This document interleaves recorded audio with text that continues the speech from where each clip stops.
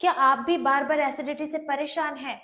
तो यह आपके खाने की गलतियों की वजह से भी हो सकता है। नमस्कार, मैं डॉक्टर योगिता आज के इस वीडियो में बताने वाली हूँ कि एसिडिटी का मेन कारण क्या है और कौन से ऐसे फूड हैं जो आपको नहीं लेने चाहिए जिससे एसिडिटी बढ़ सकती है। इसके क्या लक्षण हैं, इन सब के बारे में आज मैं बात करूँगी। तो सबसे पहले तो बात करूँगी कि एसिडिटी क्या है। मैंने इसके पहले भी एसिडिटी पे 1-2 वीडियोज़ बनाए हैं, तो आप जाके ज़रूर देखें। जब भी हम कोई भी खाना खाते हैं तो हमारे शरीर में खाने को पचाने के लिए HCl जूस सिक्रेट होता है, हाइड्रोक्लोरिक एसिड। ये जब सिक्रेट होता है तो इसी से हमारा खाना पचता है और जब हम कोई गलत लाइफस्टाइल या रॉन्ग फूड ले लेते हैं तब यही HCl हमारे पेट में बढ़ने लग जाता है, इसका प्रोडक्शन जो है बढ़ने लग जाता है, जिसे ही एसिडिटी कहते हैं। दूसरा मेन होता है एसिड रिफ्लक्स, यानी कि यही बना हुआ जो एसिड है हमारे मुंह के रास्ते से बाहर आने लगता है। वह कैसे?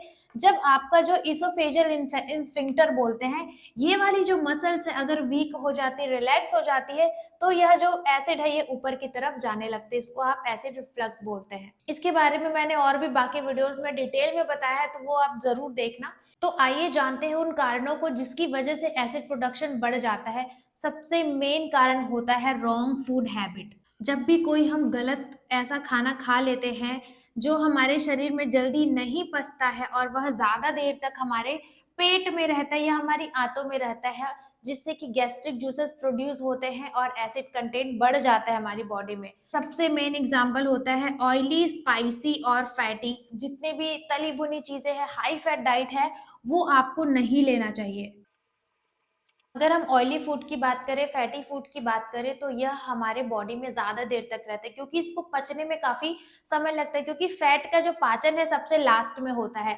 तो ज़्यादा देर तक यह हमारे बॉडी में रहेगा, हमारे आंतों में रहेगा, पेट में रहेगा और यही जो है जूसेस को ज़्यादा प्रोड्यूस करेगा, क्योंकि अगर खाना पेट में है तो उसको पचाने के लिए जूस तो रिलीज़ होंगे हमारी बॉडी से, इसी वजह से एसिड कंटेंट बढ़ेगा और वो एसिड ऊपर की ओर आने लगेगा। दूसरा है स्पाइसी। इसमें जो एक कंटेंट होता है कैप्सिन, जो हमारे गैस्ट्रिक एम्प्टिंग टाइम, मैंने पिछले वीडियो में बताया कि गैस्ट्रिक एम्प्टिंग टाइम क्या होता है, कितने देर में जो खाना नीचे की ओर आता है उसको बोलते हैं। तो अगर आप स्पाइसी फूड ज्यादा लेते हैं तो जो एम्प्टिंग टाइम है वो बढ़ जाएगा। सेम प्रोसेस है कि ज्यादा देर खाना रहेगा और एसिड बनेगा। और जितने भी हाई फैट है, जैसे पोटैटो है, फ्राइड चिप्स है, जितने भी प्रोसेस्ड आइटम्स है, सेम थिंग, यह बॉडी में लेट डाइजेस्ट होता है और ज्यादा देर तक हमारी आंतों में रहता है, सड़न पैदा करता है, फर्मेंटेशन पैदा करता है, जिससे कि गैस एसिडिटी होती है। इन सब का एग्जाम्पल है रेड चिली। लाल मिर्च बहुत खाते हैं लोग, ऊपर से डाल के खाते हैं, तो अगर एसिडिटी है तो बिल्कुल अवॉइड करना है।